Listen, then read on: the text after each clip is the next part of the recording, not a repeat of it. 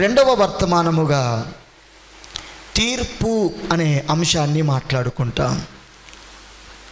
తీర్పు. ఈ అంశములో 3 సందర్భాలను మనం గుర్తుంచుకోవాలి.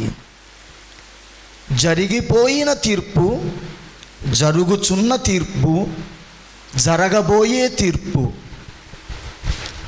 ఈ 3 రకముల తీర్పులను గురించి బైబిలు తెలియచేస్తుంది.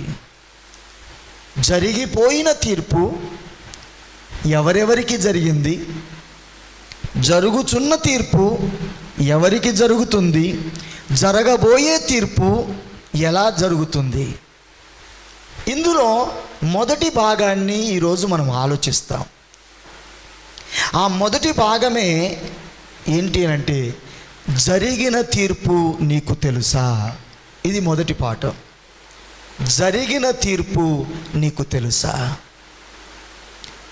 మనుషులైన వారందరికీ కూడా ఒక తీర్పు జరిగింది అని బైబిలు చెబుతుంది. ప్రియులారా, దయచేసి ప్రసంగి గ్రంథము 11వ అధ్యాయము 9వ వచనాన్ని జాగ్రత్తగా బైబిల్ గ్రంథాన్ని తెరిచి జ్ఞాని సొలొమోను చేత పరిశుద్ధుడైన దేవుడు రాయించిన ఈ సందర్భములో మనుషులందరూ జ్ఞాపకం ఉంచుకోవలసిన దానిని ఇక్కడ తెలియచేస్తున్నాడు. ప్రియులారా, ప్రసంగి గ్రంథము 11వ అధ్యాయము 9వ వచనం.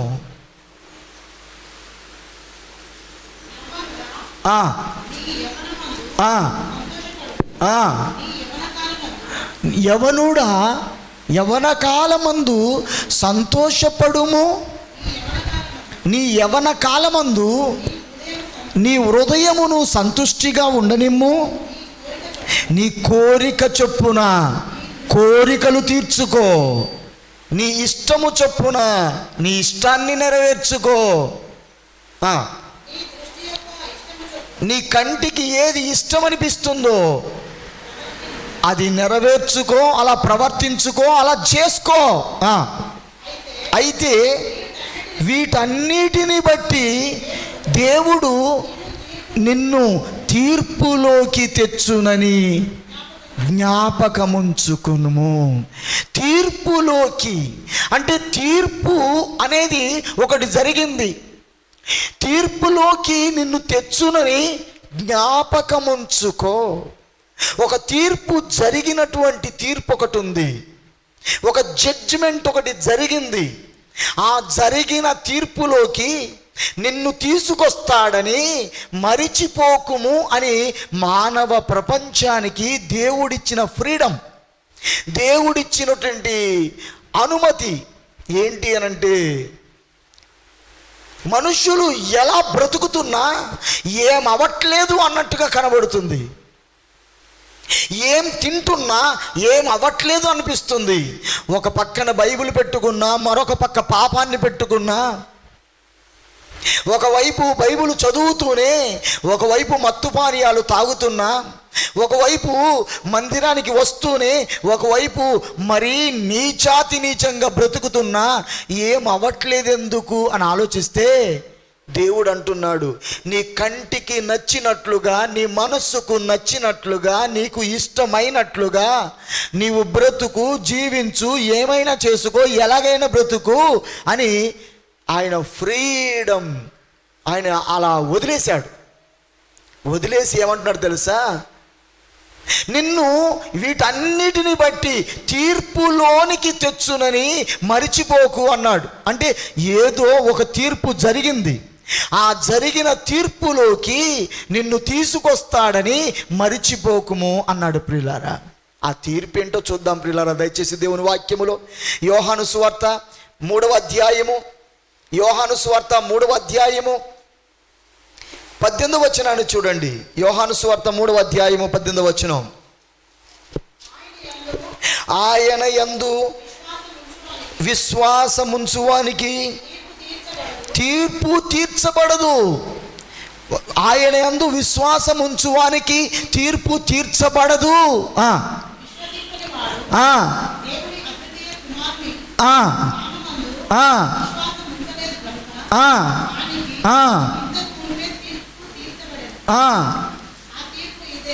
ఇక్కడ చూసినట్లయితే విశ్వాసికి తీర్పు తీర్చబడదు. అవిశ్వాసిగా ఉన్నవాడికి ఇంతకు మునిపే తీర్చబడినది. అనగా ఏ విశ్వాసి అయితే ఉన్నాడో, ఆయన యందు విశ్వాసం ఉంచాడో ఆ విశ్వాసికి తీర్పు తీర్చబడదు అన్నాడు. ఏంటి? ఇంతకు ముందే తీర్చబడిన ఈ తీర్పు ఇతనికి లేదు అని చెప్పాడు. ఎందుకంటే ఆల్రెడీ ఆ తీర్పులో నుంచి బయటికి వచ్చాడు కనుక.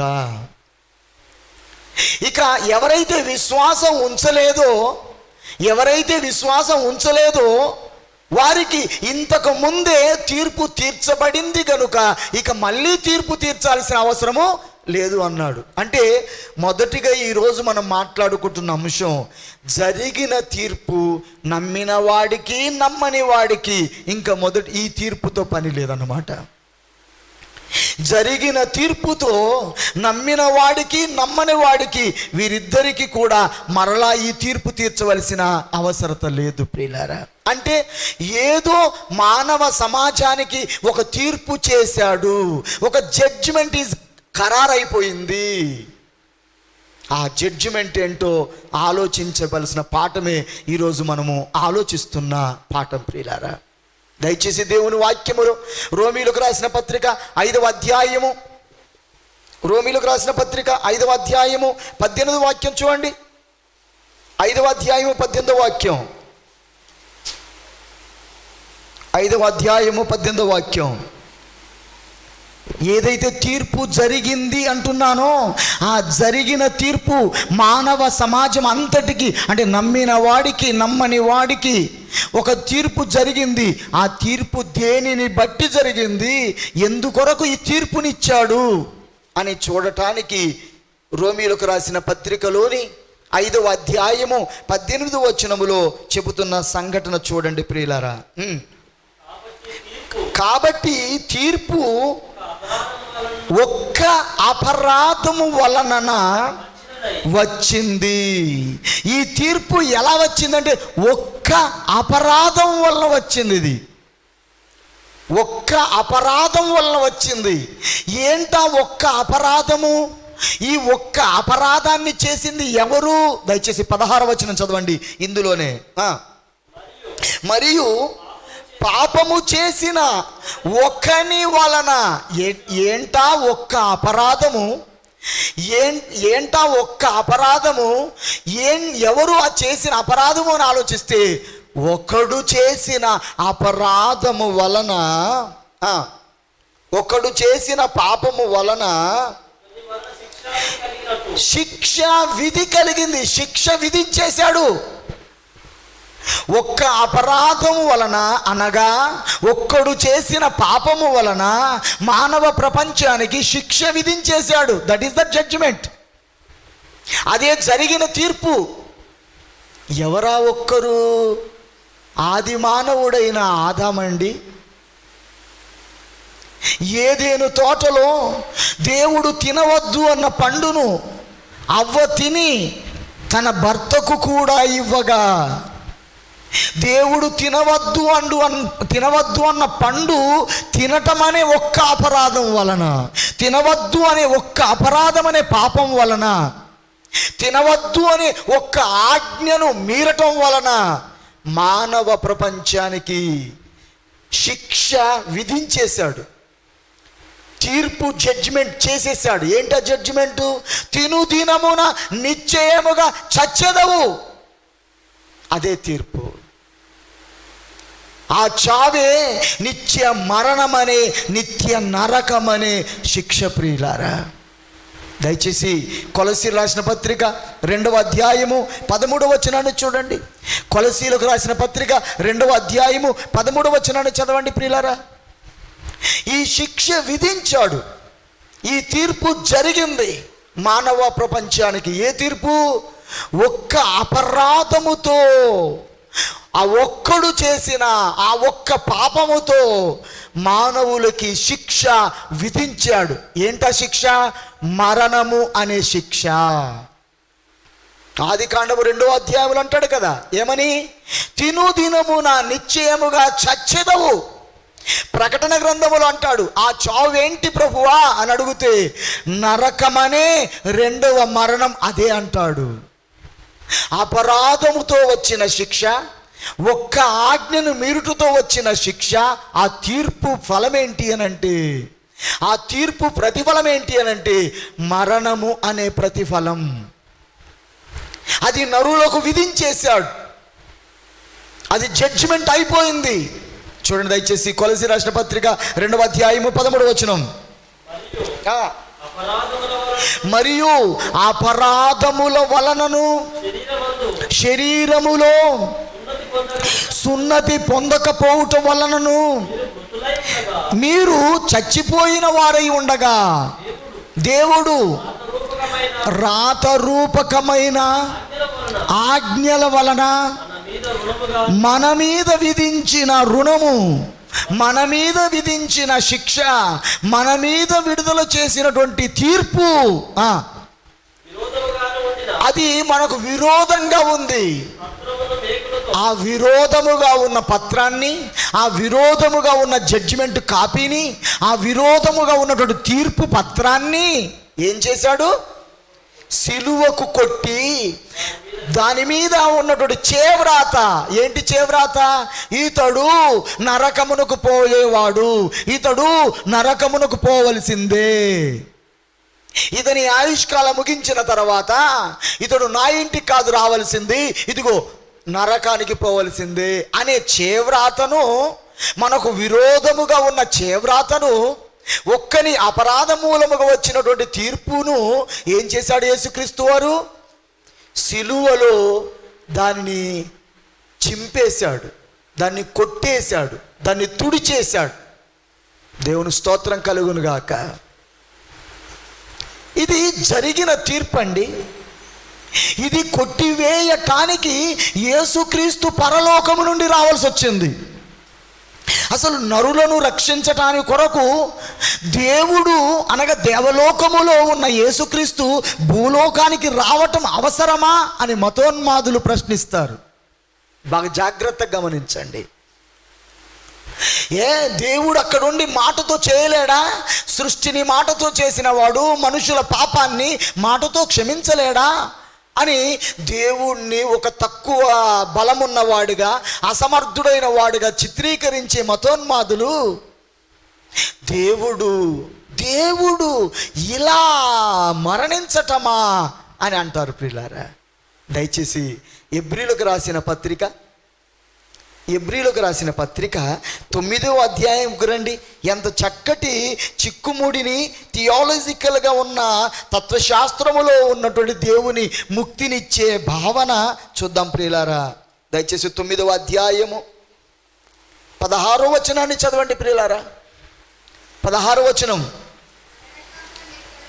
మరణ శాసనము ఎక్కడ ఉండెనో, మరణ శాసనము ఎక్కడ ఉండెనో, ఎక్కడుంది మరణ శాసనం?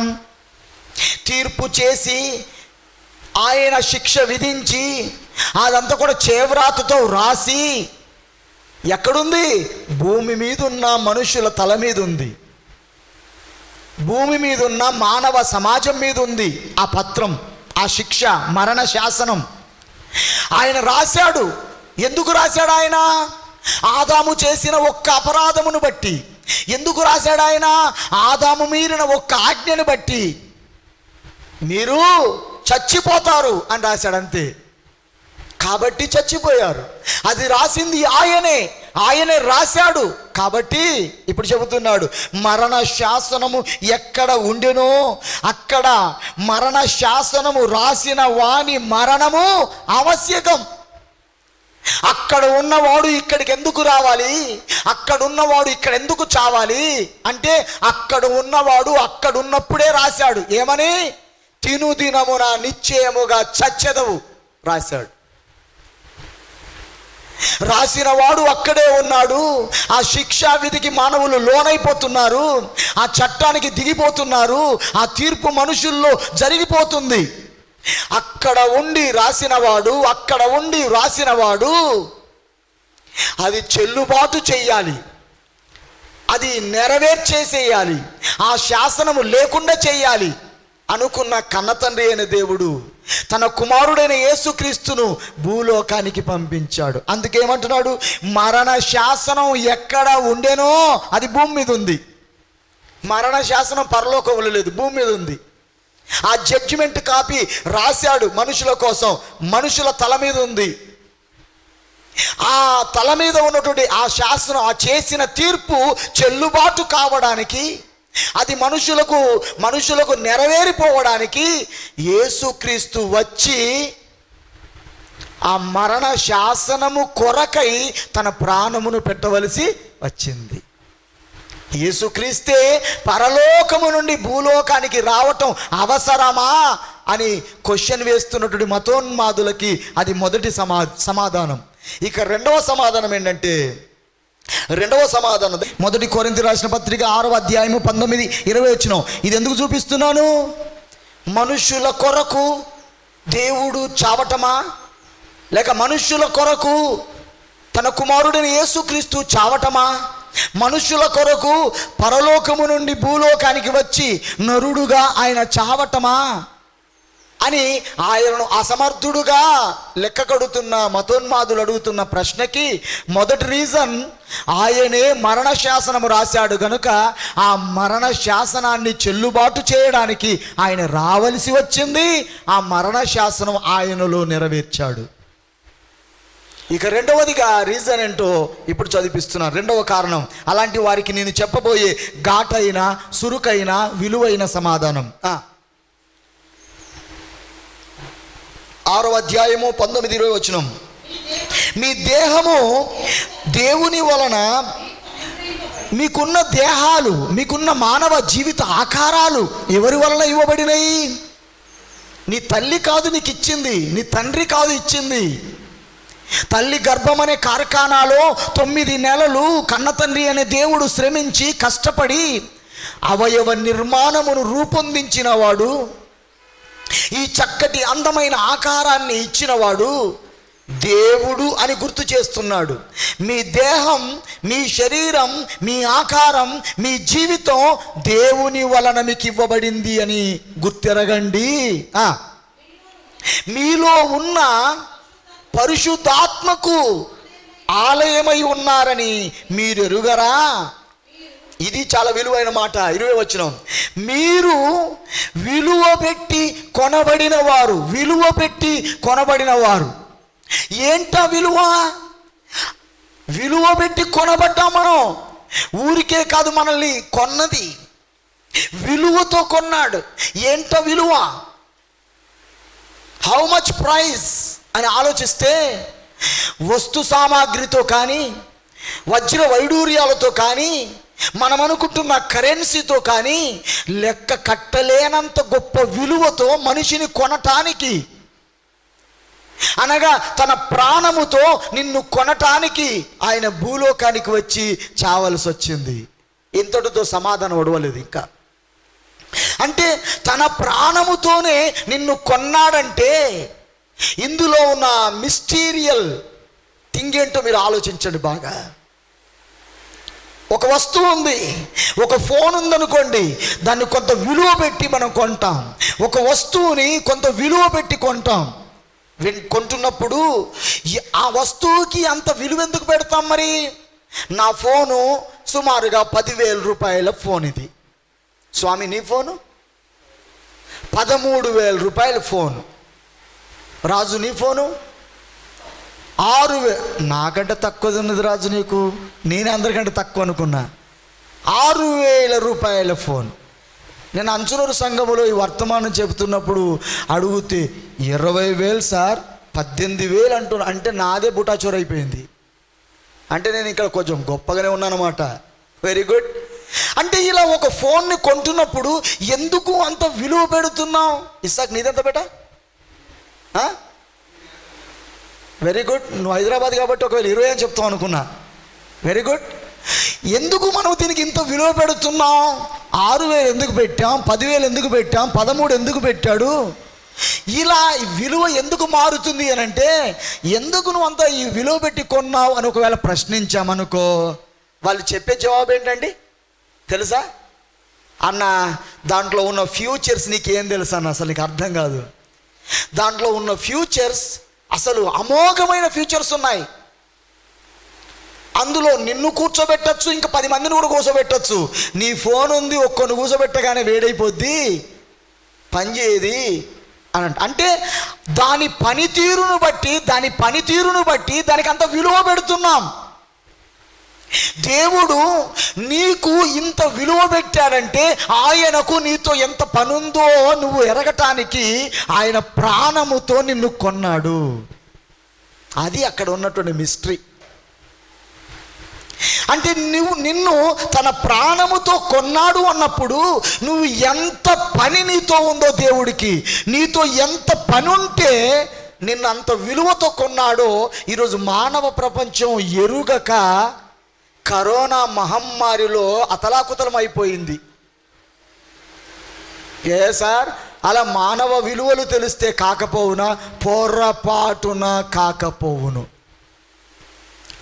మనుషులు తమ విలువ నెరగక, మనుషులు తమ యొక్క జీవితం యొక్క విలువ తెలుసుకోక, ఎందుకు పుట్టాము, ఎందుకు బ్రతుకుతున్నాము, ఎందుకు సూర్యుడు ఉదయిస్తున్నాడు, ఎందుకు ఇలా జీవిస్తున్నాము, అసలు నా బ్రతుకు వెనుక నన్ను పుట్టించిన దేవునికి ఉన్న ఉద్దేశం ఏంటి అని ఆలోచించక మనుషులు మానవత్వం మరిచి బ్రతుకుతున్నప్పుడు, మనుషులుగా బ్రతకలేకపోతున్నప్పుడు పరలోకములో ఉన్న కన్న తండ్రి కన్నెర్ర చేశాడు.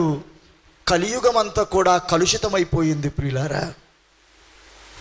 ఇక్కడ మన పాఠాన్ని మళ్ళీ గాడిలో పెడదాం. ఏంటి అనంటే, ఆయనే వచ్చి ఆ మరణ శాసనాన్ని తుడిచేయడానికి, ఆ మరణ శాసనాన్ని కొట్టేయడానికి ఆయన భూలోకానికి దిగి వచ్చి ఆ మరణ శాసనం చెల్లుబాటు చేశాడు ప్రియులారా. అది జరిగిన తీర్పు యొక్క ఫలితం. ఇది జరిగిపోయింది. అసలు ఈ తీర్పు ఏంటి? మరి ఈ తీర్పు ఏమని చెప్పుకున్నాం? మరణము అనే నరకం. ఈ జరిగిన తీర్పు మరణము అనే నరకం అనగా నరకం. ఇది ఎప్పుడు జరిగింది? ఎప్పుడు పెట్టాడు తీర్పు? ఎప్పుడు జరిగింది అంటే యేసుక్రీస్తు భూలోకానికి రాకముందే, ఆదాము పాపములో పడకముందే, ఆదాము ఆజ్ఞను అతిక్రమించకముందే, అక్రమము చేయకముందే, అవిధేయుడు కాకముందే ఇది తీర్పు చేసి పెట్టాడు, జడ్జిమెంట్ చేసి పెట్టాడు. మత్తయి సువార్త 25వ అధ్యాయము 41వ వచనాన్ని చూడండి. మత్తయి సువార్త 25వ అధ్యాయము 41వ వచనం. ఎడమ వైపున ఉండు వారిని చూసి, శపించబడిన వారలారా, నన్ను విడిచి అపవాదికిని వాని దూతలకును సిద్ధపరచబడిన నిత్యాగ్ని గుండములోనికి పోవుడి.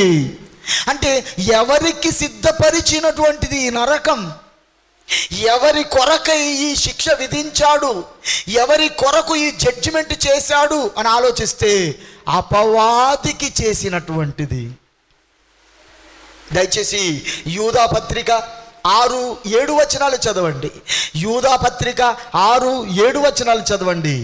ప్రియమైన దేవుని బిడ్డలారా, నరుల కొరకై విధించిన తీర్పు కాదు ఇది. మొదట నరుల కొరకై విధించిన నరకము శిక్ష కాదు ప్రియులారా.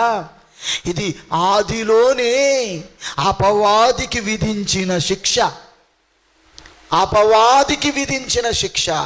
అపవాదికి ఎందుకు విధించాడు? యూదా పత్రిక 6-7 వచనాలు. మరియు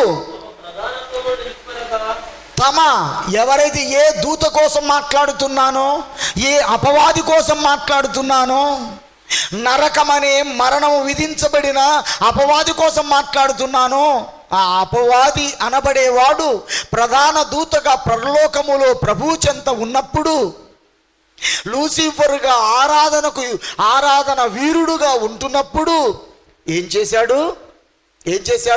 ప్రధానత్వాన్ని నిలుపుకోలే, తనకు ఇవ్వబడిన అధికారాన్ని నిలుపుకోలే, తనకు ఇవ్వబడిన పొజిషన్ని నిలుపుకోలే, తనకున్న స్థితిని నిలుపుకోలే. అంటే అర్థం ఏంటి? అతడు ఎలా ఉండాలో అలా ఉండలే, అంతే. That is the default. అదే అక్కడ జరిగినటువంటి తప్పు జరిగిన విషయం. తన ప్రధానత్వాన్ని నిలుపుకొనక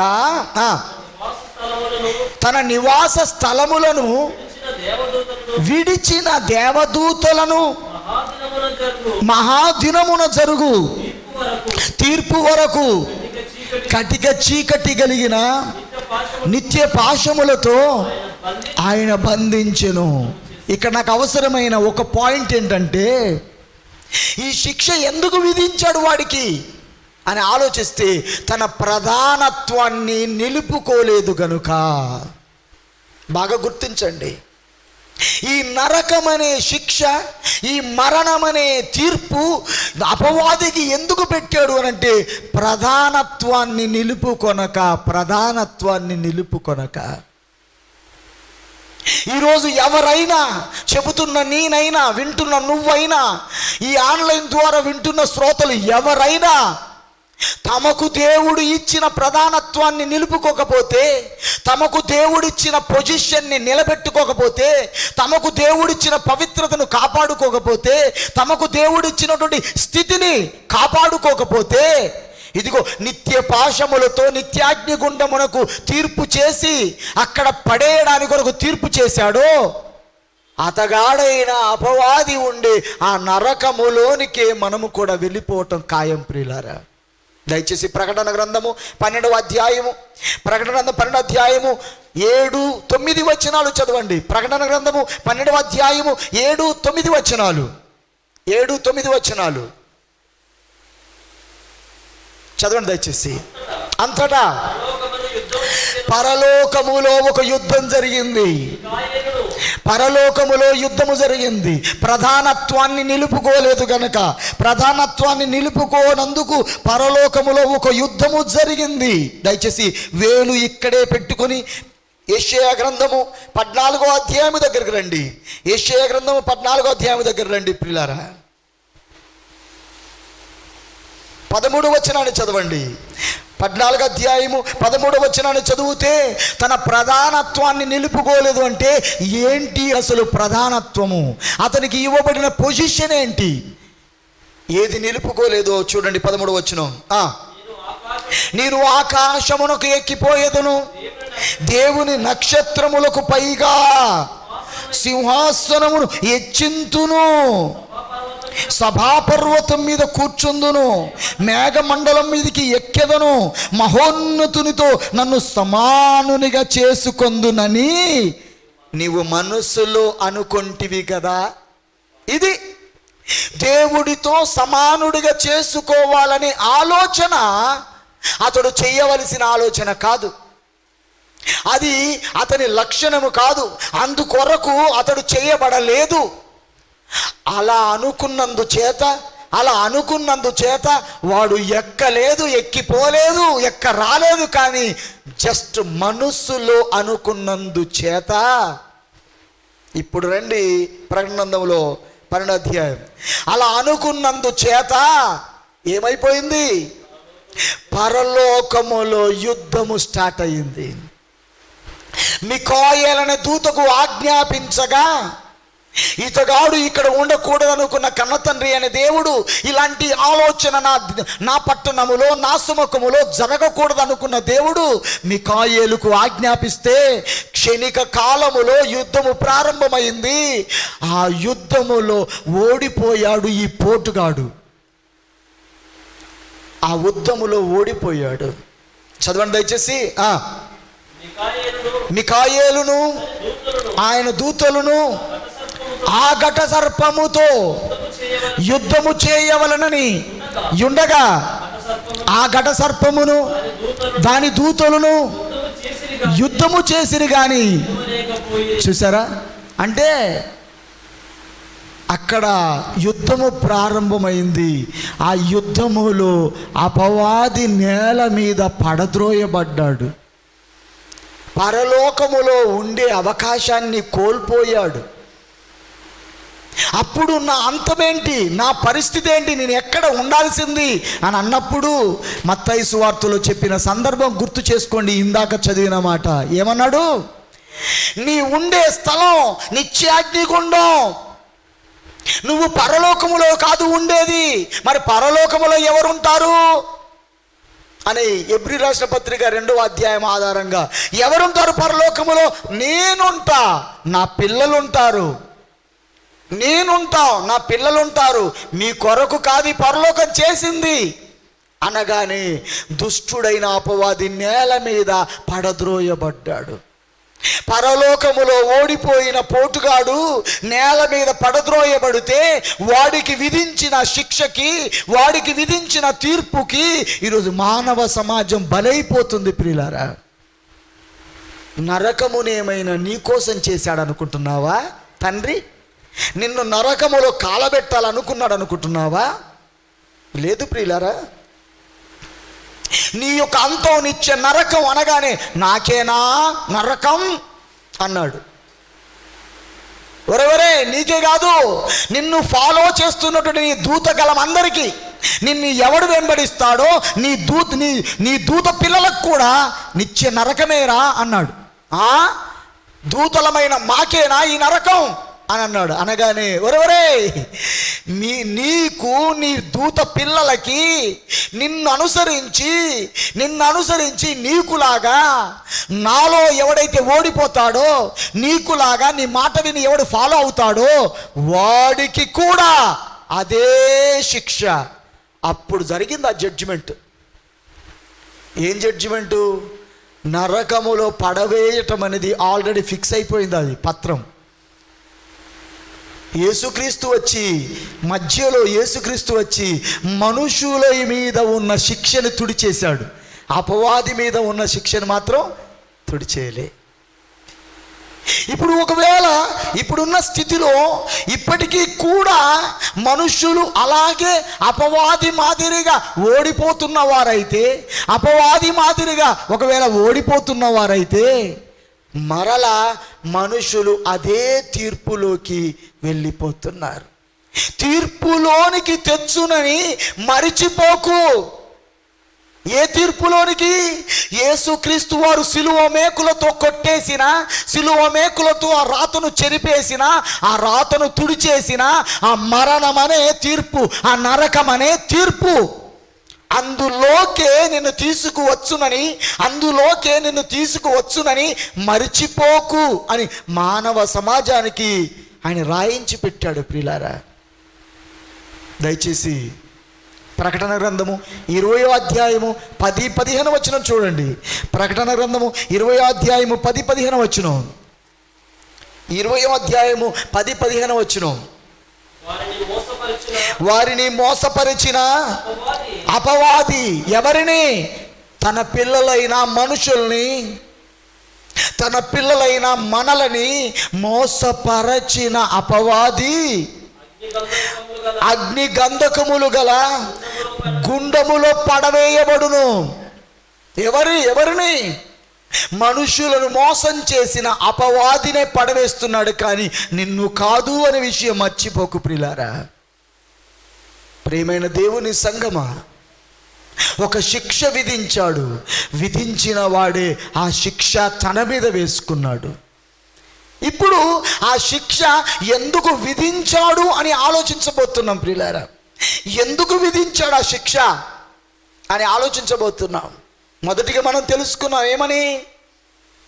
ఒక్క అపరాధము వలన వచ్చింది, ఒక్క పాపము వలన వచ్చింది, ఒక్క ఆజ్ఞను మీరటం వలన వచ్చింది ఆ యొక్క తీర్పు ప్రియులారా. దానినే రోమీలకు రాసిన పత్రికలో చక్కగా వివరించి చెబుతున్నాడు. ఆ మాట చూద్దాం ప్రియులారా. రోమీలకు రాసిన పత్రిక 5వ అధ్యాయము 6-10 వచనాలు చదువుదాం. రోమీలకు రాసిన పత్రిక చాలా గ్రాంధికంగా, సాంస్కృతికంగా వ్రాయబడిన పుస్తకం ప్రియులారా. ఇది చదవటానికి ఎంతో బాగుంటుంది, కానీ అర్థం చేసుకోవడానికి ఉపాధ్యాయుడు కావాలి. దీనికి ఎవరికి వారుగా అర్థమయ్యే పుస్తకం కాదు ఇది. ఒక టీచర్ కావాలి దీనికి. ఎలా ఉంటుంది, ఎంత బాగుంటుందో చూడడానికి. 6వ వచనం చదవండి. మనుషులు ఏం చేశారు, ఎలా వారికి తీర్పు చేయాల్సి వచ్చింది చూడండి దయచేసి. సిలువ వేయబడే నాటికి మనుషుల కొరకు సిలువ వేయబడుతున్న యేసుక్రీస్తు వారు ఎందుకొరకు సిలువ వేయబడ్డాడో అని చెబుతున్నప్పుడు అందును బట్టి మనుషులకు అపవాదికి చేసిన తీర్పులోనికి నరులు వచ్చారు అన్న సంగతి మనం అర్థం చేసుకుంటున్నప్పుడు, ఆనాటి నరులే అపవాదికి చేసిన తీర్పులోనికి ఇందువలన వచ్చినట్లయితే ఈనాడు కూడా ఇలాగే మనుషులు బ్రతుకుతుంటే ఈ మనుషులను కూడా ఆ తీర్పులోనికి తీసుకువస్తాడు. అందుకొరకని వేటిని బట్టి మనుషులు తీర్పులోనికి వచ్చారు. చదవండి దయచేసి 6వ వచనం. ఏలయనగా మనము ఇంకా మనుష్యులు భూమి మీద యేసుక్రీస్తు శిలువ మరణం జరగక ముందు కాలం వరకు ఏమై ఉన్నారు, ఏమై ఉన్నందుకు శిక్ష వేయబడింది అని అంటే మనుష్యులు బలహీనులుగా ఉన్నారు. బలహీనులుగా ఉన్నారు. ఏ విషయములో వీరు బలహీనులుగా ఉన్నారు? ఇక్కడే ఒక వేలు పెట్టుకొని గలతీయులకు రాసిన పత్రిక 3వ అధ్యాయము 10వ వచనం దగ్గర రండి. ఏ విషయములో క్రీస్తు పూర్వకాలములో ధర్మశాస్త్రపు శకకాలములో మనుషులు బలహీనముగా ఉన్నందుకు శిక్ష వేశాడు, బలహీనముగా ఉన్నందుకు ఈ తీర్పు తీర్చాడు వాళ్ళకి. చూడండి దయచేసి 3వ అధ్యాయము 10వ వచనం. ధర్మశాస్త్రము విధించిన క్రియలకు సంబంధులందరూ శాపమునకు లోనై ఉన్నారు. ఎందుకు శాపమునకు లోనై ఉన్నారు? ధర్మశాస్త్రము ఒక విధి విధానాలు తెలియచేసింది, కట్టుదిట్టమైన ఆజ్ఞలు జారీ చేసింది. వాటి ప్రకారంగా నడవలేని బలహీనత, వాటి ప్రకారంగా జీవించలేని బలహీనత, ధర్మశాస్త్ర ప్రకారంగా బ్రతకలేని బలహీనత వారిలో వచ్చింది గనుక వారిని ఆ తీర్పులోకి తీసుకొచ్చాడు. పిల్లారా దయచేసి మళ్ళీ రోమీయులకు రాసిన పత్రిక 5వ అధ్యాయం రండి. ప్రియమైన దేవుని బిడ్డలారా, ధర్మశాస్త్రము ఏదైతే మరి విధించిందో అది చేయటానికి మనుషులు బలహీనులయ్యారు గనుక, బలహీనులు అనగా ఓడిపోయిన వారు గనక, ఓడిపోయిన వారికి అపవాదికి వేసిన శిక్షలోనికే, అపవాదికి తీర్చిన తీర్పులోనికే వారిని తీసుకువచ్చాడు. ప్రియులారా చదవండి దయచేసి. మనము ఇంకా బలహీనులమై ఉండగా క్రీస్తు యుక్త కాలమున భక్తిహీనుల కొరకు చనిపోయాను. అనగా బలహీనతలో ఏముంటుంది అంటే భక్తిహీనత. బలహీనతలో భక్తిహీనత. బలహీనత ఈజ్ ఈక్వల్ భక్తి లేకపోవటము అనే మాట. ప్రియులారా ఈరోజు భక్తి లేనివాడుగా బ్రతుకు కొనసాగిస్తున్నామంటే, భక్తి లేనివాడుగా బ్రతుకును తీసుకెళ్తున్నామంటే, ఇదిగో ఒకనాడు భక్తి లేని భక్తిహీనులకు విధించిన శిక్ష, విధించిన తీర్పు నరకము అనేటువంటి తీర్పు. ప్రియులారా ఈరోజు 2 నెలల నుంచి మందిరములోనికి రాలేని బ్రతుకులో నీవు ఎలా బ్రతికావు? భక్తిహీనుడుగా ఉన్నావా? భక్తిలో బలహీనుడుగా అయిపోయావా? ఆలోచించండి. ఎప్పుడు తిరుగుబోతులా తిరుగుతున్న అలవాటు కలిగిన మానవ సమాజానికి లాక్డౌన్ చేసి ఇంట్లో బంధించి పెడితే కనీసం భక్తిహీనముగా ఉన్న బ్రతుకు జీవితాలలో, భక్తి లేని బ్రతుకుల్లో కాస్తైన భక్తికి దగ్గరగా వచ్చి భక్తి పరులు అవుతారేమో అని దేవుడు ఆలోచించి ప్రభుత్వం చేత నేను లాక్డౌన్ చేస్తే భక్తిహీనుడుగా బ్రతికావో, భక్తి గలవాడుగా మార్చబడ్డావో ఒక్కసారి నిన్ను నువ్వుగా ఆలోచించవలసినది. ప్రియులారా మందిరము ఉన్నప్పుడే ఎలా ఉన్నావో, ఆదివారాలు మందిరాలు తెరిచినప్పుడే ఎలా ఉన్నావు, మందిరాలు మూస్తే ఎలా ఉంటావు అని కాస్త ట్విస్ట్ ఇచ్చాడు దేవుడు. అంతే, కాస్త టెస్టింగ్ చేశాడు అంతే. ఏమైపోయింది? ప్రియమైన దేవుని బిడ్డలారా ఈరోజు మన బ్రతుకు జీవితాల్లో ఏమవుతున్నాం ఆలోచించండి. ఒక్కొక్కరి కుటుంబాన్ని, ఒక్కొక్క జీవితాన్ని ఆలోచిస్తున్నప్పుడు, హృదయ విదారకమైన విషయాలు వింటున్నప్పుడు, భక్తి పరులుగా మారవలసిన ఈ లాక్డౌన్ పీరియడ్లో భక్తిహీనత లోతుల్లోనికి, ఊబిల్లోనికి ఇరుక్కుపోయిన దౌర్భాగ్యులు ఎందరో చూసినప్పుడు ఇదారా వీరి వేషం అని విచారపడటం మా వంతు అవుతుంది ప్రియులారా. దయచేసి ఇక్కడే వేలు పెట్టుకొని మరొకసారి అపోస్తల కార్యము 10వ అధ్యాయము 1వ వచనాన్ని చదవండి ప్రియులారా. 10వ అధ్యాయం 1వ వచనం, భక్తిహీనతగా ఉన్న వారిని బట్టి, భక్తిహీనులైన వారిని బట్టి ఆయన ఏం చేశాడు? తీర్పు తీర్చాడు. నరకములో ఉండవలసిన వారిని తీర్పు చేశాడు ప్రియులారా. అట్టి తీర్పును యేసుక్రీస్తు సిలువలో చెల్లుబాటు చేస్తే మరి నీవు భక్తిహీనుడుగా బ్రతికి భక్తిహీనురాలుగా బ్రతుకుతూ ఆ నరకం అనే శిక్షను తప్పించుకోగలుగుతావా? అందుకే జ్ఞాని సొలొమోను ఏమన్నాడు? భక్తిహీనుడుగా బ్రతుకుతున్న నువ్వు, భక్తిహీనుడుగా బ్రతుకుతున్న నీవు తీర్పులోనికి వస్తావని గుర్తుంచుకో. తీర్పులోనికి వస్తావని గుర్తించుకో. నీ కంటికి ఇష్టమైన దానితో ఎంజాయ్ చేయాలనుకున్నావా? Let us go and enjoy. నీకు మనసుకు నచ్చింది తిని తాగి సుఖపడాలనుకున్నావా? Let us go and have it. నీ ఆలోచన ప్రకారంగా ఎత్తుగళ్ళు కట్టాలనుకుంటున్నావా? ఓకే, ఆపలేదు ఎవరిని. తాగేవాడిని ఆపలేదు, తినేవాడిని ఆపలేదు, పాపం చేసేవాడిని ఆపలేదు, పరుగులు తీసేవాడిని ఆపలేదు, అన్యాయము చేసేవాడిని ఆపలేదు. ఎందుకో తెలుసా? తీర్పులోనికి తెస్తాడని గుర్తుంచుకోమన్నాడు. తీర్పులోనికి తెస్తాడని గుర్తుంచుకోమన్నాడు. ఏంటా తీర్పు? నరకము అనే తీర్పు తీర్చబడింది. నరకములో పడవేయటం అనే జడ్జిమెంటు ఖరారైపోయింది. కానీ యేసుక్రీస్తులో చెల్లుబాటు చేసి కాస్త నిన్ను దేవుని ప్రేమ నీ కనుపరిచాడు.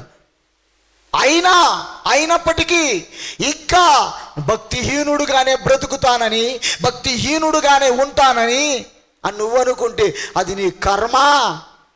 పోతే పో, పొట్టులా నిత్యాగ్నిగుండములోకి అంటున్నాడు ప్రియులారా. చదవండి దయచేసి అపోస్తల కార్యం 10వ అధ్యాయం 1 వచనాలు.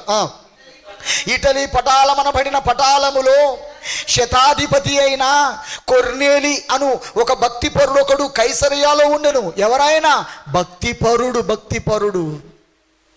అతని క్యారెక్టర్ సల్యూట్ కొట్టాలి. ఈ క్యారెక్టర్లో నేను కూడా ఓడిపోయిన వాడిని అని ఒప్పుకోవచ్చు. ఆయన అంటాడు, అతడు తన ఇంటి వారందరితో కూడా దేవుని యందు భయభక్తులు కలిగి ఉండి ప్రజలకు బహుధర్మములు చేయవాడు. భక్తిపరుడుగా తన జీవితాన్ని పదిలపరుచుకున్నవాడు కొర్నేలి. బైబిల్ గ్రంథములోని పరిశుద్ధుడైన కొర్నేలి. మరి నీ భక్తిని ఈ లాక్డౌన్ పీరియడ్లో ఎలా కాపాడుకున్నావు? భక్తిహీనమైన స్థితిలోకి వెళ్ళిందా? భక్తి బలపరచబడిందా? ఆలోచన చెయ్యి సోదరుడా. అందును బట్టి తీర్పు తీర్చితే ఆ తీర్పు పత్రాన్ని చింపేయడానికి, ఆ తీర్పు యొక్క అక్షరాలను చెరిపేయడానికి ఏం చేశానంటున్నాడు? రోమీయులకు రాసిన పత్రిక 5వ అధ్యాయంలోనే ఏం చేశానంటున్నాడు?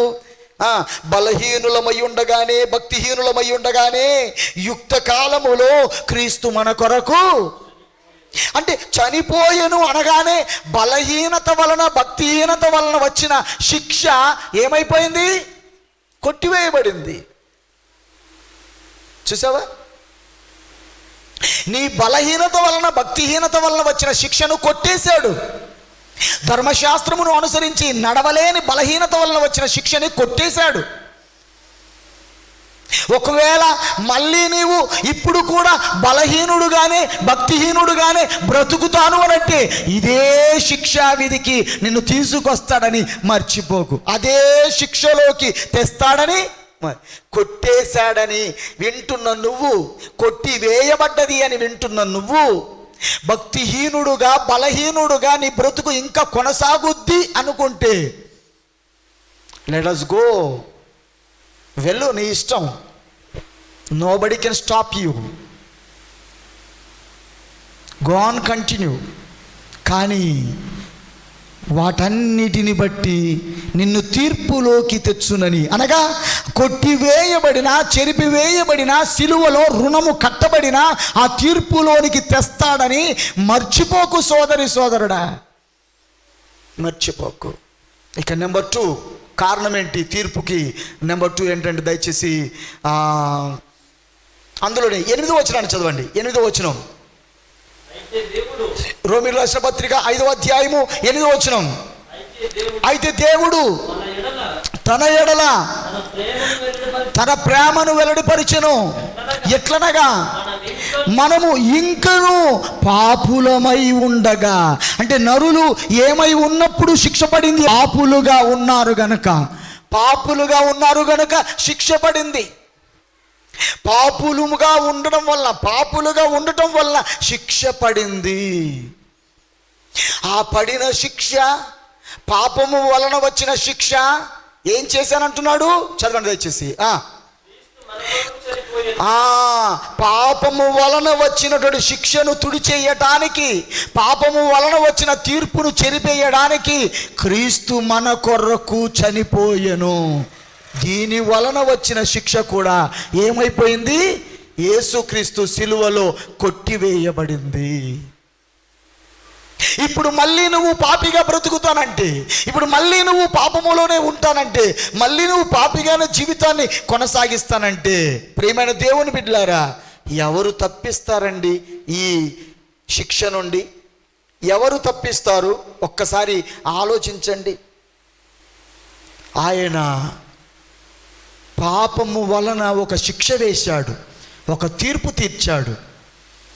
దానిని యేసుక్రీస్తు వారు తన సిలువలో దాన్ని కొట్టేశాడు. ప్రియులారా, ఈరోజు ఒకవేళ మళ్ళీ నేను ఆజ్ఞను అతిక్రమించే పాపములోనే ఉంటాను, ఆ పాపములోనే నా జీవితాన్ని కొనసాగిస్తాను అని అంటే నిన్నెవ్వడు ఆపలేడు. దేవుని ఆజ్ఞను మీరి బ్రతుకుతాను, దేవుని ఆజ్ఞలు కాదని బ్రతుకుతాను, దేవుడు ఏమైనా చెప్పుకోండి, నా దారి నాదే, యమునా దారి అంటే నిన్నెవ్వడు ఆపడు. కానీ ఒకటి గుర్తుంచుకో, తీర్పులోనికి తెచ్చునని జ్ఞాపకము ఉంచుకో. ప్రియమైన దేవుని బిడ్డలారా, ఆలోచించండి. మూడవ కారణాన్ని చూడడానికి దయచేసి రోమీ రాష్ట్ర పత్రిక 5వ అధ్యాయము 10వ వచనాన్ని చదువుదాం. మూడవ కారణం, ఏలయనగా మనము శత్రువులమై ఉండగా, శత్రువులు మనుషులు ఏమైపోయారు? దేవునికి శత్రువులయ్యారు, దేవుణ్ణి శత్రువులుగా చూస్తున్నారు. మనుషులు దేవునికి శత్రువులైపోయారండి. శత్రువులయ్యారు గనక శత్రువైన అపవాదికి వేసిన శిక్షలోనికి వీళ్ళకి విధించాడు. శత్రువైన అపవాదికి ఏం శిక్ష విధించాడో, శత్రువైనటువంటి అపవాదికి ఏం శిక్ష విధించాడో అదే శిక్ష విధి, ఆ శిక్షనే ఆ శత్రువులకి విధించాడు. ప్రియులారా, శత్రువులకి విధించాడు. ఈరోజు ఒకవేళ ఆ విధించినటువంటి శత్రువులకి విధించిన శిక్ష, నరులు దేవునికి శత్రువులుగా మారారు గనక అపవాది శత్రువు అయినప్పుడు వాడికి ఏం శిక్ష వేశాడో అదే శిక్ష, అదే తీర్పు నరులకు వేశాడు.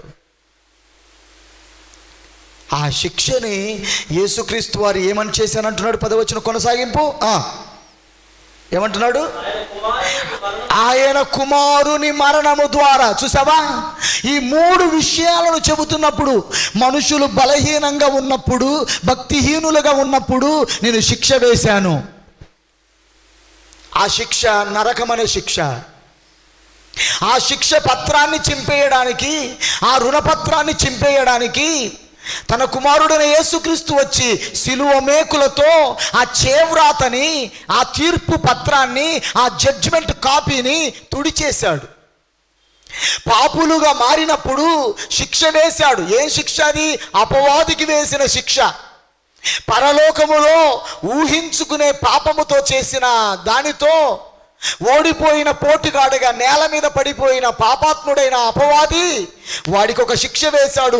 అదే నరకపు శిక్ష, అదే అగ్నిగుండం అనే శిక్ష పాపులుగా బ్రతుకుతున్న నరులకి కూడా విధించాడు. కానీ నరులను విడిపించటానికి యేసుక్రీస్తు సిలువలో మరణించి తన మీద ఆ మరణమును వేసుకొని నరులకి ఆ యొక్క శిక్షను తప్పించాడు. ఇక మూడవదిగా, నరులు దేవునికి శత్రువులుగా బ్రతుకుతున్నప్పుడు చూడండి దయచేసి దేవుని వాక్యములో విలాప వాక్యములు 2వ అధ్యాయము 5వ వచనాన్ని చూడండి. విలాప వాక్యములు 2వ అధ్యాయము 5వ వచనం. దేవునికి శత్రువులుగా బ్రతుకుతుంటే మనుషులు దేవునికి శత్రువులైతే వారికి వేసిన శిక్ష నరకమనే శిక్ష. నరకమనే శిక్ష. ఆ శిక్షను తప్పించడానికి కొరకు తన కుమారుడైన యేసుక్రీస్తు వారు ఈ లోకములోనికి వచ్చి ప్రాణము పెట్టవలసి వచ్చిందన్న విషయాన్ని మీకు ప్రారంభము నుండి చూపిస్తూనే ఉన్నాను ప్రియులారా. చదవండి దయచేసి. ప్రభువు వారికి శత్రువాయను. చాలు, ప్రభువు వారికి శత్రువాయను. ఇక్కడ ఒక మంచి విషయాన్ని చూపిస్తాను. ఒకవైపు ప్రభువు ఉన్నాడు. ప్రభువు ఒకవేళ శత్రువు అయితే ప్రభువుకు వ్యతిరేకముగా, ప్రభువుకు మరి ఇంకొక వైపుగా ఉన్న వాళ్ళు ఎవరో తెలుసా మీకు? ఒకవైపు ప్రభువు ఉంటే మరొక వైపు ఎవరున్నారు? మధ్యలో మనం ఉన్నాం. ఒకవైపు ప్రభువు ఉంటే మరొక వైపు ఎవరున్నారు? అపవాది ఉన్నాడు. పరలోకములో ఓడిపోయినటువంటి ఆ అపవాది ఉన్నాడండి. ఇప్పుడు నువ్వు ప్రభువుకు శత్రువు అయితే ఎవరికి మిత్రుడైనట్టుగా? అపవాదికి మిత్రుడు అయిపోయినట్టే. మరి అపవాదికి మిత్రుడు అవ్వటం అనేది ఎలా జరిగింది? దయచేసి యోహాను మొదటి పత్రిక 2వ అధ్యాయము 16వ వచనాన్ని చూడండి ప్రియులారా. అనగా ప్రభువుకు శత్రువులవుతే అపవాదికి మిత్రులు అవుతారు. అపవాది అనగా ఎవరు? అపవాది అనగా ఇండైరెక్ట్గా అపవాది అంటే ఎవరు? వారికి మిత్రులు అవుతారు. ఈరోజు క్రైస్తవ సమాజము కానివ్వండి, మానవ సమాజము కానివ్వండి, ప్రభువుకు శత్రువులవుతూ అపవాదికి మిత్రులుగా మారిపోవడానికి తెలియని విధానములో చిక్కుపెట్టి కూర్చున్నాడు. వాడే ఈ లోక అధికారి అయినటువంటి అపవాది ప్రియులారా. చదవండి దయచేసి. లోకములో ఉన్నదంతయు అనగా శరీరాశ, నేత్రాశ, జీవపు డంబము ఇవి తండ్రి వలన పుట్టినవి కావు, ఇవి లోక సంబంధమైనవే. లోకమును దాని ఆశయు గతించిపోవచ్చున్నవి కానీ దేవుని చిత్తమును జరిగించువాడు నిరంతరము నిలుచును. అంటే ఇక్కడ అపవాది అనే ఈ స్థానములో ఎవరు ప్రజెంట్ అవుతున్నారంటే లోకం. ఈ లోకం అనే దాంట్లో ఎవరు ఇక్కడ ఫోకస్ అవుతున్నారంటే శరీరాశ, నేత్రాశ, జీవపు డంబం. శరీరాశ, నేత్రాశ, జీవపు డంబం. ఇప్పుడు మళ్ళీ మన ప్రారంభ వచనానికి వెళ్దాం. ప్రసంగి గ్రంథం 11వ అధ్యాయము 9వ వచనం. ప్రియమైన దేవుని బిడ్డలారా, ఈరోజు దేవునికి శత్రువులై బ్రతుకుతున్న సమాజమా లేక దేవుడికి మిత్రుడుగా అయి బ్రతుకుతున్న సమాజము ఆలోచిస్తున్న ఈ పరిస్థితులలో నేను కూడా దేవునికి శత్రువుగా ఉన్నాము లేక అపవాదికి మిత్రుడుగానే బ్రతుకుతున్నాము ఆలోచిస్తాం ప్రియులారా. ప్రసంగి గ్రంథం 11వ అధ్యాయము 9వ వచనం. యవనుడా, నీ యవనమందు సంతోషపడుము, నీ యవన కాలమందు నీ హృదయమును సంతుష్టిగా ఉండనిమ్ము, నీ కోరిక చొప్పున నీ దృష్టి యొక్క ఇష్టము చొప్పున ప్రవర్తించుము. శరీరాశ, నేత్రాశ, జీవపు డంబముతో బ్రతుకు ఓ సోదరుడా. శరీరాశ, నేత్రాశ, జీవపు డంబముతో బ్రతుకు ఓ సోదరుడా. నాకు శత్రువుగా బ్రతుకుతావో, నాకు మిత్రుడుగా బ్రతుకుతావో, whatever it may be, have to give and permission to you. నువ్వు ఎలా జీవిస్తావో జీవించు, నిన్ను నేను ఆపను అని చెప్పి వదిలిపెట్టాడు. కానీ ఒక విషయం కింద చెబుతున్నాడు. ఏంటది? అయితే శరీరాశ, నేత్రాశ, జీవపు డంబముతో బ్రతుకుతున్న వీటన్నిటిని బట్టి దేవుడు నిన్ను జరిగిన తీర్పులోనికి తెచ్చును, కొట్టేసిన తీర్పులోనికి తెచ్చును, చెల్లుబాటు చేసిన తీర్పులోనికి తెచ్చును, అపవాది కోసం విధించిన తీర్పులోనికి తెచ్చును. ఏంటది? ఇందాక విన్నవారుగా ఏంటది? నరకము అనే తీర్పులోనికి నిన్ను తీసుకొచ్చును. ఇప్పుడు ఆలోచించండి.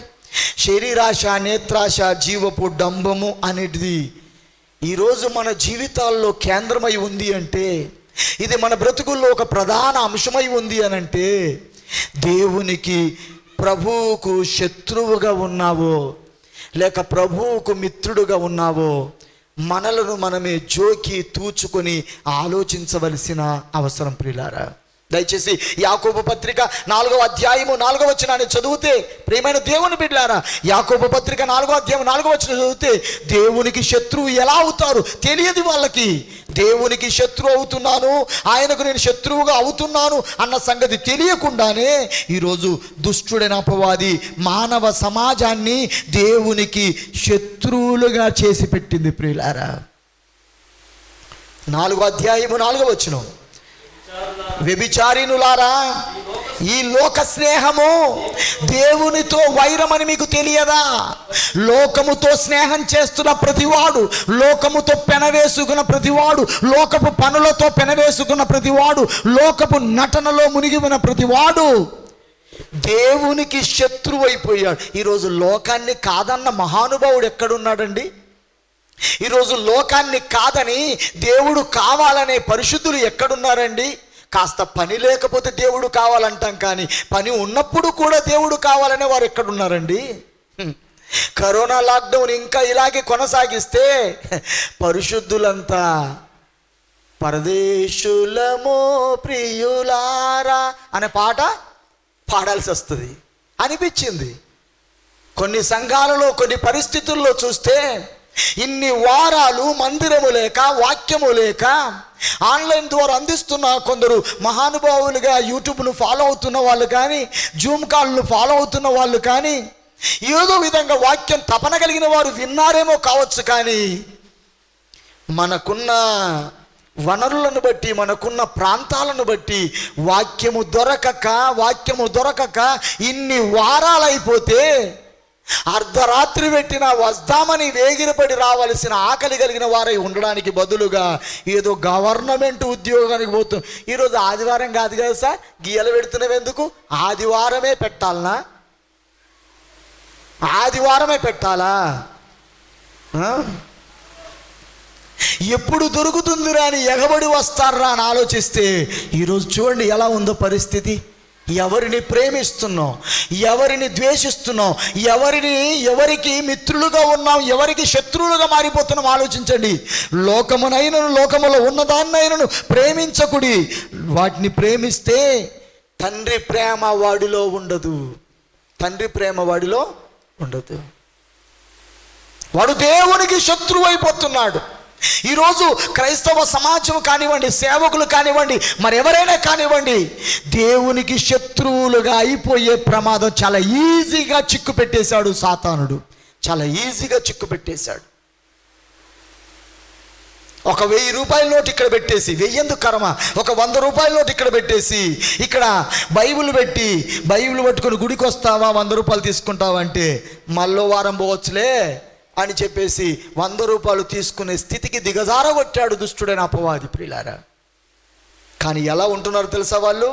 రోమీయులకు రాసిన పత్రిక 4వ అధ్యాయము 3వ అధ్యాయము 4వ వచనం, ప్రియమైన దేవుని బిడ్డలారా, ఎంతో అద్భుతమైన లోతైన విషయాలతో మీ ముందుకి మొదటి వర్తమానముగా తీసుకొచ్చిన కన్నతండ్రి అనే దేవునికి స్తోత్రం కలుగునుగాక. వింటున్న మీరు ధన్యులు, వింటున్న మీ జీవితాలు ధన్యమవుతాయని ఆశపడుతున్నాను. 3వ అధ్యాయము 4వ వచనం, ఎలా ఉంటున్నారు? నీ మాటలలో నీవు నీతిమంతుడుగా తీర్చబడినట్లు, నీవు వ్యాజ్యమాడినప్పుడు గెలుచునట్లును అని వ్రాయబడిన ప్రకారము ప్రతి మనుష్యుడును అబద్ధికుడుగానే ఉన్నాడు. కానీ దేవుడు సత్యవంతుడు. ఎలా ఉన్నారంటే మాటల్లోనే. ప్రైజ్ ది లార్డ్, దేవుని స్తోత్రం కలుగును గాక. అయ్యగారండి వందనాలండి. సార్ వాక్యం లేక ఎంత అయిపోయింది, గుడి లేకపోతే మాకు అసలు జీవితం ఏమో అయిపోయినట్టు అనిపిస్తుందండి. మాటలలోనే నీతిమంతులుగా కనపరుచుకోవడానికి మాట్లాడుతున్నారే కానీ పచ్చి అబద్ధికులు అంటున్నాడు బైబిల్లో. అబద్ధికులు అగుదురు కానీ దేవుడు సత్యవంతుడు కాక తీరడు. నెంబర్ 2, 5వ వచనం, మన దుర్నీతి దేవుని నీతికి ప్రసిద్ధి కలుగజేసిన ఎడల ఏమంటాం? మన దుర్నీతితో దేవుని యొక్క నీతిని ప్రసిద్ధి చేయాలనుకుంటారు. మానవ దుర్నీతితో దేవుని నీతిని గొప్పగా చేయాలనుకుంటే అది మన గొప్పగా అవుతుంది అనుకుంటున్నావా? అది ఈరోజు అపవాది మనల్ని తిప్పిపెట్టినటువంటి సూత్రం. ప్రియులారా, మొదటిది, మాటల్లో పవిత్రత కనబడేటట్లుగా చేస్తున్నాడు. రెండవదిగా మనుషుల యొక్క దుర్నీతితోనే దేవుని నీతిని గొప్పగా చూపించాలనుకుంటాడు. అయితే ఏమంటాం మరి? చివరికి పోయేది అదే తీర్పులోకి. నెంబర్ 3 చదవండి, అందులోనే మూడవది, ఉగ్రతను చూపించు దేవుడు అన్యాయస్తుడగునా? నేను మనుష్య రీతిగా మాట్లాడుచున్నాను, అట్లనరాదు. అట్లయిన దేవుడు లోకమును ఎట్లు తీర్పు తీర్చును? దేవుని మహిమ కలుగునట్లు, దేవునికి మహిమ కలుగునట్లు నా అసత్యము వలన దేవుని సత్యము ప్రబలిన ఎడలా నేను ఇకను పాపినైనట్లు తీర్పు పొందనేలా. నేను ముందే చెప్పాను కదా, బైబిల్ గ్రంథములో కొన్ని పుస్తకములు చదివినప్పుడు అర్థం కాని పుస్తకాలలో రోమీయులకు రాసిన పత్రిక ప్రధానమైనది. ఈ పుస్తకం చదువుతున్నప్పుడు ఒక పద్య భాగాన్ని చదివి వివరించగలిగిన నాలెడ్జ్ ఉన్నప్పుడు చక్కగా దీన్ని అర్థం చేసుకోగలుగుతారు. ఇది అంత గొప్పగా రాయబడినటువంటిది ఈ పుస్తకం. ఇక్కడ చూడ ఎంత బాగా రాశాడు. ఏమంటాడు? అట్లన రాదు, అసత్యము వలన సత్యము ప్రబలిన ఎడల. అసత్యము వలన సత్యము ప్రబలిన ఎడల. అసత్యం ఏంటేంటి? అసత్యము వలన సత్యము ప్రబలిన ఎడల అంటే సత్యం అంటే ఏంటో తెలిస్తే అసత్యం అనేది ఆటోమేటిక్గా అర్థమవుద్ది. కనుక యోహాను సువార్త 17వ అధ్యాయము 17వ వచనాన్ని చదవండి. ఇది ఈరోజు సంఘమును, మనుషుల్ని సాతాను కోసం విధించిన తీర్పులోకి, సాతానుకు విధించిన తీర్పులోకి తీసుకురావడానికి దుష్టుడైన అపవాది మానవ సమాజాన్ని మలుపు తిప్పిన మాయ. ఇది ఎవరికి అర్థం అవ్వట్లేదు. ఎవరైనా కలిస్తే మాట్లాడితే తేనె పలుకుల్లా ఒలిగిపోతుంటాయి. ప్రైజ్ ద లార్డ్, దేవునికి స్తోత్రం అంటారు. కానీ అంతా అబద్ధమే అంటున్నాడు దేవుడు. రెండవదేమో మనుషుల దుర్నీతితోని దేవుని నీతిని గొప్పగా చూపించాలనుకుంటున్నాడు. అదేమైనా ఉపయోగపడుతుందా అన్నాడు. అంటే దాని అర్థం ఏంటో తెలుసా? కుండెడు తేనెలో నీళ్ళ చుక్కేస్తుండు, ఏమైనా లాభమా అంటున్నాడు. ఏం లాభం? కుండెడు తేనెలో నీళ్ళ చుక్కేస్తే లాభం? ఉన్నదంతా పాడైపోద్ది. దేవుని నీతిలో నీ దుర్నీతిని కలిపితే, దేవుని నీతిలో నీ దుర్నీతిని కలిపి దేవుని నీతి ఇంత పెద్దదని చూపిస్తే ఏం లాభం లేదు, వట్టిదే అంటున్నాడు. ఇక మూడవది, అసత్యము వలన సత్యము ప్రబలిన ఎడలా. ఇంకా వాడు పాపి అని తీర్పు తీర్చడం అవసరమా? ఆల్రెడీ తీర్చిన తీర్పే రెడీగా ఉంది. చదవండి దయచేసి. సత్యమందు వారిని ప్రతిష్ఠ చేయుము, నీ వాక్యమే సత్యం. అంటే సత్యం అంటే వాక్యం. ఇప్పుడు అసత్యం అంటే వాక్యము లేకపోవటం. వాక్యము లేకుండా వాక్యము గొప్పదని చెబితే, వాక్యము లేకుండా వాక్యము గొప్పదని చెబితే ఇంకా వాడు పాపాత్ముడు అని చెప్పడం అవసరమా? ఆల్రెడీ వాడు పాపే అంటున్నాడు దేవుడు. ప్రియమైన దేవుని బిడ్డలారా, వాక్యము లేని జీవితాలతో ఎంతకాలం వాక్యం ఉన్నట్టుగా నటిస్తావు? నీతి లేని బ్రతుకుతో, దుర్నీతితోని నీతిని పట్టుకొని ఎంతకాలం వ్రేలాడుతావు? ప్రియమైన దేవుని బిడ్డలారా, ఆలోచించండి. మాటలతోనే దేవుడు దేవుడు అని చెబుతూ మాటల వెనక దేవుడు లేకుండా అబద్ధికుడుగా ఎంతకాలము జీవిస్తావు అని దేవుడు మనందరినీ కూడా ప్రశ్నిస్తున్నాడు. ప్రియులారా, హోషేయ గ్రంథం 7వ అధ్యాయము 2వ వచనాన్ని చదవండి. హోషేయ గ్రంథం 7వ అధ్యాయము 2వ వచనం. హోషేయ గ్రంథం 7వ అధ్యాయము 2వ వచనం 3వ వచనం. ప్రియమైన దేవుని బిడ్డలారా, విధించబడిన తీర్పు, జరిగిన తీర్పు మానవ ప్రపంచం అంతటికీ తీర్పు తీర్చాడు. ఆ తీర్పును తప్పించుకునే అవకాశం ఉంది. ఆ తీర్పును తప్పించుకునే అవకాశం ఉంది. ఎలా? ఆ తీర్పును చెరిపివేసిన, ఆ తీర్పును కొట్టివేసిన, ఆ తీర్పును తన మీద వేసుకున్న యేసుక్రీస్తును స్వంత రక్షకుడిగా అంగీకరిస్తే. చదవండి దయచేసి. హోషేయ గ్రంథం 7వ అధ్యాయము 2-3 వచనాలు. తన క్రియల చేత వారు చిక్కుబడి ఉన్నను, అవి నా సముఖముననే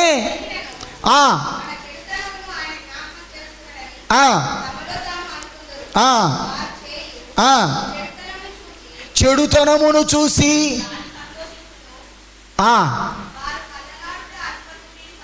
ఇక్కడ చూసినట్లయితే చెడుతనములోనే ఉండి, తమ క్రియల అతిక్రమములోనే ఉండి దేవుడు వింటున్నాడు, దేవుడు ఆలకిస్తున్నాడు, దేవుడు మనవిని ఆలకిస్తున్నాడు అని భ్రమపడుతూ ఉంటారని చెబుతున్నాడు. అవును కాదా? మరి ఈ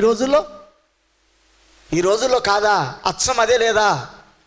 ప్రియమైన దేవుని బిడ్డలారా, ఈరోజు తీర్పు తీర్చబడిన మన అందరిని బట్టి మనలో మనం భ్రమపడుట కంటే తీర్చబడిన తీర్పులో పడిపోతామేమో అనే భయముతో బ్రతుకు జీవితాన్ని కొనసాగిద్దాం. ప్రియులారా, కొలస్సీయులకు రాసిన పత్రిక 2వ అధ్యాయము 13వ వచనాన్ని చదివి ముగింపులో తీసుకెళ్తాను. ప్రియులారా, కొలస్సీయులకు రాసిన పత్రిక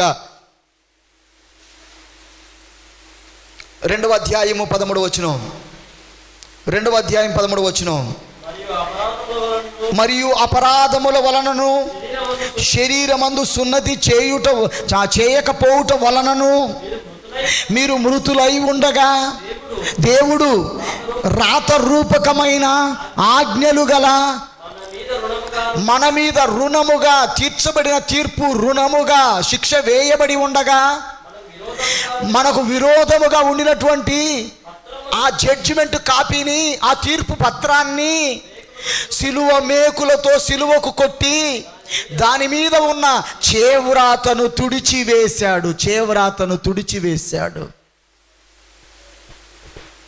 ప్రియమైన దేవుని బిడ్డలారా, ఇది క్రైస్తవ్యానికి ఇచ్చిన గొప్ప వరం. ప్రియులారా, తుడిచివేయబడిన ఆ శిక్షా విధికి లోను కావడానికి ఆయనే ఎందుకు సిలువలో మరణించి ఆ రాతను తుడిచేశాడు, ఆ శిక్షను చెరిపేశాడు అని అనేదానికి మరొకసారి మీకు చివరిగా చూపించి ముగిస్తాను.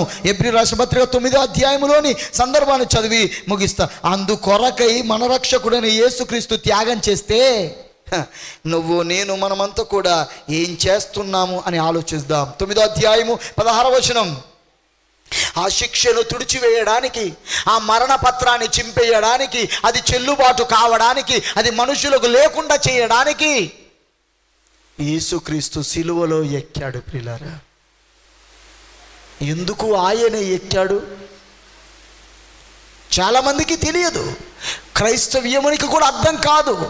దేవుడు అంతటి వాడు ఎందుకు తను మరణించాడు? అసలు మరణించడం అవసరమా?